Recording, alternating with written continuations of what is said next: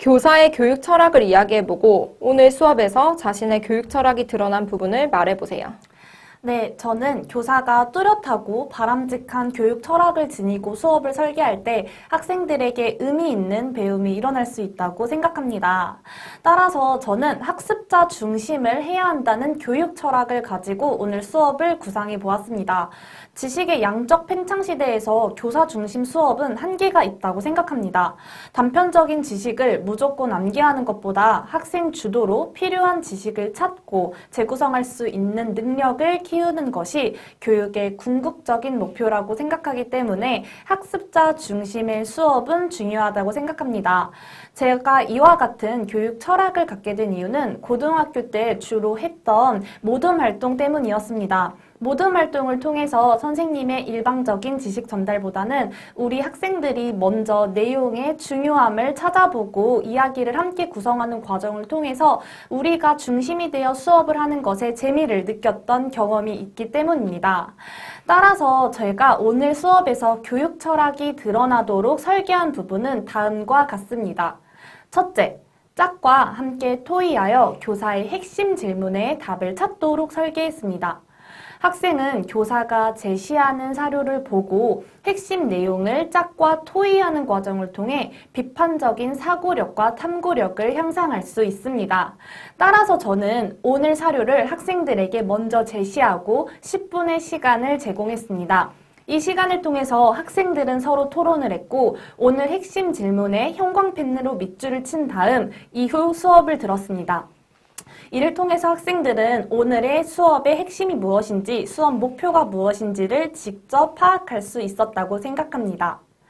두 번째로는 토의한 내용을 발표하도록 수업을 설계했습니다. 수업이 토의로 그치는 것이 아니라 학생들의 발표로 수업이 완성될 수 있도록 구성했습니다. 학생들은 자신들이 토의했던 내용을 발표하는 과정을 통해 자기 생각을 분명하게 표현하며 의사소통 능력을 키우고 상대방의 의견을 경청하는 과정까지도 배울 수 있었다고 생각합니다. 이런 수업을 통해서 학생과 교사가 함께 수업을 완성해 나갈 수 있었다라고 생각을 합니다. 세 번째로는 자기평가와 동료평가를 할 수 있도록 수업을 설계했습니다. 평가란 교사가 중점적으로 하는 것이 아닌 학생들이 직접 하는 것이라는 것을 알려주고 싶었습니다. 따라서 자기평가를 통해 새롭게 배우고 느낀 점을 정리할 수 있도록 했고 동료평가를 통해 동료 학생들에게 배울 점과 이를 통해 내가 스스로 개선할 점을 정리하여 바람직한 태도와 자세 및 상호작용 방식을 배울 수 있도록 했습니다. 이처럼 수업의 마무리인 평가까지 학생 중심으로 이루어질 수 있도록 수업을 구상했습니다. 저는 학생 주도적으로 탐구하는 수업을 설계하는 것이 학생 스스로 미래 사회에 필요한 역량을 기르는 데 도움을 줄 것이라고 생각합니다. 이상입니다. 오늘 수업의 전개 과정에서 학생의 성장과 배움에 가장 의미가 있었다고 생각하는 상호작용을 말하고 이를 통해 학생은 무엇을 배울 수 있었는지 말해보세요. 이번 질문 답변하겠습니다. 수업에서 상호작용이 활발하게 일어난다면 학생은 자기 견해를 분명하게 표현하고 타인과 협력하여 효과적으로 의사소통할 수 있는 능력을 기를 수 있다고 생각합니다. 저는 이 부분을 중시하기 때문에 오늘 수업에서는 다음과 같은 상호작용을 나타났습니다. 첫 번째, 먼저 교사와 학생 사이에 의미 있는 상호작용이 일어났습니다. 수업이란 교사와 학생이 같이 만들어 나가며 함께 성장하는 것이라고 생각합니다. 학생을 가르치는 대상으로만 보는 것이 아니라 수업에서 함께 배우는 자세가 필요하다고 생각했습니다. 따라서 저는 오늘 학생에게 질문한 뒤 충분히 생각할 시간을 주는 과정에서 상호작용을 일어났다고 생각합니다. 이를 통해 학생들은 충분한 시간을 가지고 생각하는 법을 배울 수 있었고 교사는 학생들에게 생각할 수 있는 시간을 주는 것이 얼마나 중요한 것인지를 배울 수 있었습니다. 두 번째, 또 학생 간에 의미 있는 상호작용이 일어났습니다. 그 부분은 다음과 같습니다. 첫째, 짝과 토의하며 핵심 질문에 답을 찾아가는 과정에서 학생들 간에 의미 있는 상호작용이 일어났습니다. 이를 통해 학생들은 혼자서는 어렵지만 함께 탐구하여 문제를 해결할 수 있음을 배웠습니다. 오늘 수업에서도 학생들이 선생님이 제시한 사료의 핵심 질문을 체크하는 과정들을 통해서 서로의 배움을 나누는 상호작용이 발생했다고 생각합니다. 두 번째로 저는 저만의 독특한 동료 평가 프로그램인 너나눔 프로그램을 구성했습니다.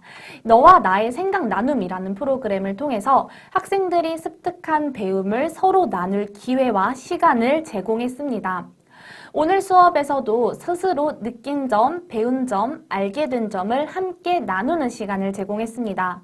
이를 통해서 학생들은 서로의 생각을 나누며 자기 생각을 확장시켜 나가는 과정을 느낄 수 있었습니다. 교사와 학생과 학생이 상호작용을 통해 의미 있는 배움이 일어나고 더 나아가 배움을 나누는 뜻깊은 수업을 오늘 수업을 통해서 만들 수 있었다고 생각합니다. 이상입니다. 오늘 수업을 통해 깨달은 점을 이야기하고 다시 수업한다면 어떻게 개선할지 말해보세요. 네, 항상 열심히 수업을 준비하지만 수업이 끝나면 아쉬운 부분도 남고 더 개선할 부분이 많이 생긴다고 생각합니다. 오늘 수업도 최선을 다해 준비했지만 이를 통해 깨달은 점을 바탕으로 제가 개선할 부분을 말해보도록 하겠습니다. 첫 번째, 저는 배움이 느린 아이와 빠른 아이를 모두 고려하는 수업을 구성해야 된다는 것을 알게 되었습니다. 학생의 수준이 다양한 만큼 한 명의 낙오자가 없이 모두 개별적으로 수업의 주체가 될 수 있도록 교사의 꾸준한 수업 연구가 필요하다라는 생각을 하게 되었습니다. 이를 통해서 제가 다음 수업에서 개선해야 될 부분은 다음과 같습니다. 첫째, 학생의 이해를 돕는 예시를 사용할 것입니다. 오늘 수업했던 4.19 혁명에서 저는 학생의 이해를 돕기 위해서 며칠 전에 실시된 학생자치회 선거를 예시로 들었습니다. 학생들에게 학생자치회 선거를 했을 때 우리 모두 비밀투표했던 거 기억나나요? 그런데 이 투표가 공개적인 투표가 되었다면 어떨 것 같은가요? 와 같은 예시를 통해서 학생들이 실생활에서 직접 경험할 수 있는 예시를 사용하여 설명했습니다. 이러한 설명 방식은 학생의 삶과 연계됐기 때문에 학생들에게 많은 동기유발을 일으키고 좀 더 이해에 도움을 주었을 것이라고 생각합니다. 저는 앞으로도 이런 설명 방식을 더욱 더 많이 연구하고 수업에 적용해서 제 수업이 좀 더 풍부해질 수 있도록 수업을 더 좋게 개선해 나가도록 하겠습니다. 두 번째로는 인지적, 확산적, 수렴적 발문 등 상황에 맞는 적절한 발문을 사용하겠습니다. 저는 오늘 학생들에게 여러분이 이 시대에 살았다면 민주화 운동에 참여했을 것 같은가요? 와 같은 적절한 발문들을 많이 사용하였습니다. 이러한 발문은 학생들에게 창의적인 사고력을 향상할 기회를 준다는 것도 깨달았습니다.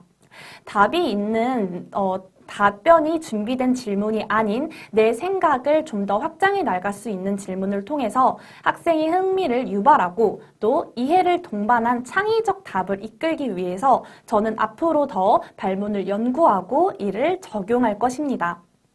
세 번째로 어려운 학습 내용을 학생들의 수준에 맞도록 교육과정을 재구성하여 다시 한번 전달할 것입니다. 아무리 학생 중심의 수업을 하고 풍부한 수업을 준비하더라도 학생들이 학습 내용 자체를 제대로 이해하지 못하고 있다면 수업이 원활하게 이루어지지 못한다고 생각합니다.